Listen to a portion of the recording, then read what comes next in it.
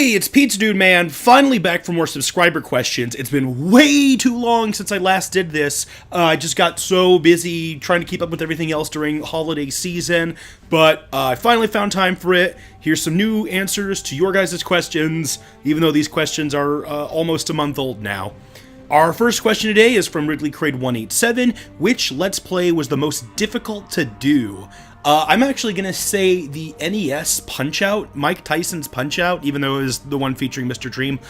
Because, I recorded that one way in advance, but then I couldn't beat Mr. Dream. That took me, as I said in the LP, about 10 days of work to actually be able to beat him. So, by the time I actually had beaten him, it was pretty close to the day that the video was supposed to come out, so it was really stressful. Musamania27 asks, what are your unpopular video game opinions? Ooh. Ocarina of Time is overrated, and there are a lot of Legend of Zelda games better than it. The first gen of Pokemon isn't that great compared to the others. In fact, I would say it's not worth playing when compared to the others. And Mass Effect 3 is easily the best of the series and a good ending to the trilogy. So there's my unpopular video game opinions. Smashmaster 9000 asks, what's your view on fanfiction? Fanfiction can be fun. I mean, obviously when you think of fanfiction, you start to think of the negative things right away, the, really heavily shipping stuff where things get really sexual or weird. But I like the idea of just taking characters from a pre-existing thing and making your own stories with them. I like that idea. It's like an expansion to that world. I think it's a lot of fun, actually. He Who Mains Pichu asks, do you think it's reasonable to replace Pikachu with Pichu in the next Smash? No. Lord Jackal asks, is it time to tip the scales? With goddamn cinder blocks! Joe the Artist asks, what is your favorite adventure game? I'm gonna say The Legend of Zelda Wind Waker. When I think adventure games, the first ones to pop into my mind as favorites are Legend of Zelda games, and my favorite Zelda game is Wind Waker, so that's what came out of my mouth. Crazy Billy Cook asks, what's your view on the Melee versus Brawl debate? I mean, the debate is really more of a matter of whether you're competitive or non-competitive. Obviously, Melee has more competitive elements in it. It has fun little exploitations that you learn by practicing. It's a generally faster-paced game, and it doesn't have as much luck in it like Brawl's tripping mechanics. As someone who's not really in on the competitive scene, I would say Brawl is the superior game because it has more characters and more stuff and yada yada yada yada. But if you're really looking at it like as a serious fighting game, which I don't, but if you are looking at it that way, then Melee is the better game from that standpoint. Internal Inferno asks, do you watch Vinesauce? If so, who do you like more, Vinny or Joel? I haven't watched Vinesauce in such a long time, I don't think I could make a good answer to that question. Callum Weatherall asks, if you were a Pokemon, what would you be? Well, damn, there's no pizza Pokemon. I guess I'd go with Honchkrow, because he kinda has my hat. Admiral N30 asks, what final smash would you give to Ninten from Earthbound Beginnings? I think he has a special move called PK Beam, so I guess you could go with that. Or, hey, why not just give him an alternative version of PK Starstorm? That seems to fit in the theme. 3 tanks, 3 Starstorms. Zagar Tulip asks, have you ever thought of streaming again? Well, besides time, really the big reason I stopped streaming is because I don't really have a good capture card for streaming. The video quality is just so bad in my streams that I don't like it. So I would consider streaming again if I was able to scrounge the money to get a stream-specific capture card, which I just don't have the extra funds for right now. Chicken Crispies asks, who do you prefer to play as in Mario games, Mario or Luigi? Generally Luigi. I don't know, I tend to think of Mario as just, oh hey, he's the hero, where Luigi, there's the one where they wind up giving all the personality to. Bobby Lopez asks, what do you think of Marvel vs. Capcom Infinite, and which new characters do you want to see get added? Well, first of all, I'm glad that they're continuing Marvel vs. Capcom, because I really like that series, and they've already pleased me right away by showing off that Mega Man's in the game. I think it'd be fun to see characters like Black Widow and Black Panther get added. I'm not really sure on the Capcom side. My favorite Capcom characters are from Phoenix Wright, and they already have Phoenix Wright, so I definitely wouldn't mind seeing more of the Street Fighter characters come back, like M. Bison. PSB123 asks, how many fires could a fire squire hire if a fire squire could hire fires? That's a pretty good new tongue twister.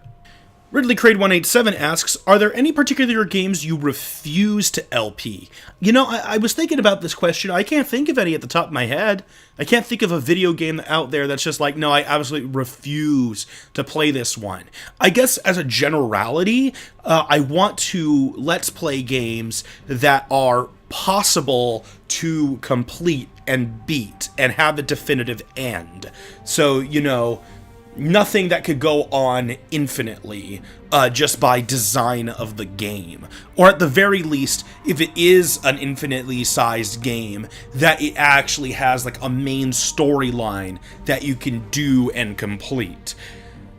He Who Made Pichu asks, if there were a patch 1.1.7 for Smash and they gave Cloud Roy's down tilt from Melee, how would you react? Pretty neutrally. I don't think I would have a really strong opinion on that. Crazy Billy Cook asks, how would you make a moveset for Tetramino in Smash? Like the blocks from Tetris. The way it would work is that by default, you play as just the square block. And then it attacks by either moving blocks within itself out of place to make different shapes or adding blocks. So it just kind of like keeps on adding blocks and moving them around in order to perform its various attacks. And it walks around the ground by rotating. And then its final smash is just having a really super fast rain of Tetris blocks coming down. And it's like whoever's playing as Tetramino is playing Tetris, just trying to squash the other players with the blocks that they're playing as. Chicken Crispies asks, are there any faults in Smash 4 that you feel need to be improved in Smash 5? I think they need to nerf Greninja more. No, I'm just joking. I couldn't think of anything. Callum Weatherall asks, if Mario was a Pokemon, what moves would he have? Well, he'd obviously have some fire-based moves, you know, like his fireballs, so I don't know what you'd want to call that, like Ember, or maybe like the Mario finale from Smash Brothers could be Overheat. He would get some water attacks to represent Flood from Super Mario Sunshine, like Water Gun.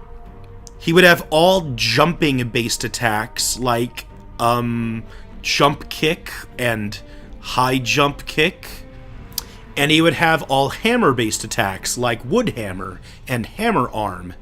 So there we go. Internal Inferno asks, what are your thoughts on Nintendo and Universal creating an attraction all about Nintendo games at Universal's theme park? It's awesome! It sounds like the type of thing as a kid that I would have gotten super excited about, like a dream thing. Like, whoa! A theme park of video games! So yeah, that's really cool to me. Bobby Lopez asks, would you rather only be able to play video games that are published by Nintendo, or be able to play any video game that isn't published by Nintendo? Ooh. If I had to pick one or the other, I'd go with the ones published by Nintendo. Those are just my favorites. I don't think I could give up playing, like, Pokemon and Zelda. I could give up everything else, though, as much as I wouldn't want to. Zagar Tulip asks, what would be your opinion on a Pokemon MMO? What do you think of the idea? And if they did that, what would you want in it? I'm not sure what you could add to a Pokemon MMO that would make it that much significantly better than a regular Pokemon game. Because, I mean, you can already trade and battle with people without it being an MMO, so what other experiences are you adding then? I don't know. Maybe I just don't play enough MMOs to get, like, what else you could do with it. I guess it'd be fun to do, like, team-ups, or, like, maybe you get, like, a home gym with, like, your friends and stuff. I don't know. But if they did make a Pokemon MMO, I actually had this idea where when you make your character, you have to pick a trainer class, like swimmer or hiker or black belt, and each trainer class has a special ability. Like, if you're a black belt, you can always use rock smash and strength, or if you're a swimmer, you can always use surf, stuff like that. PSB123 asks, If you were to re-add Squirtle and Ivysaur to your roster for the sake of bringing back every single veteran, do you think the roster would be complete after that, or would you add a couple more characters to perhaps balance out all the Pokemon? I really don't mind if Pokemon has a couple more characters than the other series, because there's just so many Pokemon. I think it's justified when you look at the number of characters in the Pokemon series. And additionally, when you look at games like Brawl, there really were more Pokemon characters already, because even if Squirtle and Ivysaur and Charizard were all combined into one character slot, they were still 3 models and 3 completely separate characters with complete movesets. I mean, besides sharing a Down B and a Final Smash. So I really don't mind if Pokemon has a couple more. Ridley Crade 187 asks, how would you make Andross work as a playable character in Smash? With a character like Andross that is this big, ginormous thing, you gotta take some liberties. If it was up to me and if someone told me, hey, you have to make Andross playable in Smash Brothers, I'd give him a body. I'd give him this, Star Fox styled body, but it's Andross's head on the body, and his hands with the glowy things on the palms, and he still uses, like, the attacks you would expect Andross to use, like lightning from his hands and stuff like that he did as a boss, just on a smaller scale because I'm giving him a regular-sized body. And then his final smash would be turning into his giant, iconic version. Crazy Billy Cook asks, do you have any ideas for WarioWare microgames? Those are just so sporadic and strange that it's hard to come up with one right on the spot. So I guess the answer is no. I don't have any ideas on that. Zagar Tulip asks, what returning veteran do you think is most likely to have their own victory theme that isn't shared with the rest of the series they're from, like Meta Knight or Rosalina or Dark Pit? So if they suddenly gave one to a returning veteran who didn't already have one... Honestly, I don't think any of them are all that likely, but I would say Dr. Mario, just because it's so separated from the rest of the Mario series. And you could have the Dr. Mario victory theme, that'd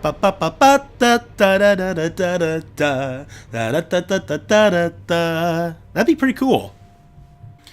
Ridley Crade 187 asks, did you hear of the rumors of the next MVC game? How do you feel about the possibility of us losing all the X-Men?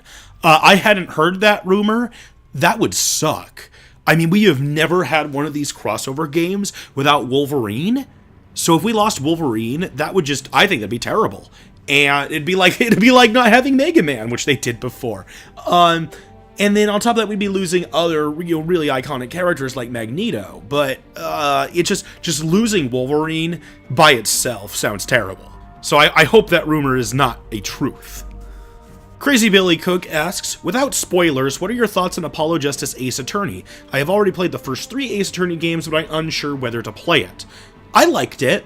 I mean, I think the big draw against it that people didn't like is that it doesn't feature a lot of the iconic Ace Attorney characters from the first 3 games.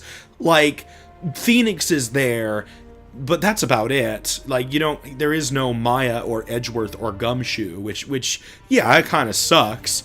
But I think the gameplay is all still really tight. I still really enjoyed it. I really do think that if you've played the first 3 Ace Attorney games, it's worth playing Apollo Justice. And our final question from Zagar Tulip. If Peach, Mewtwo, Toon Link, and Ganondorf had a victory theme separate from the rest of their series, what would be their new victory theme? Well, Peach's would be Peach's theme, da-da-da-da, ba-da-da-da-da-da-da.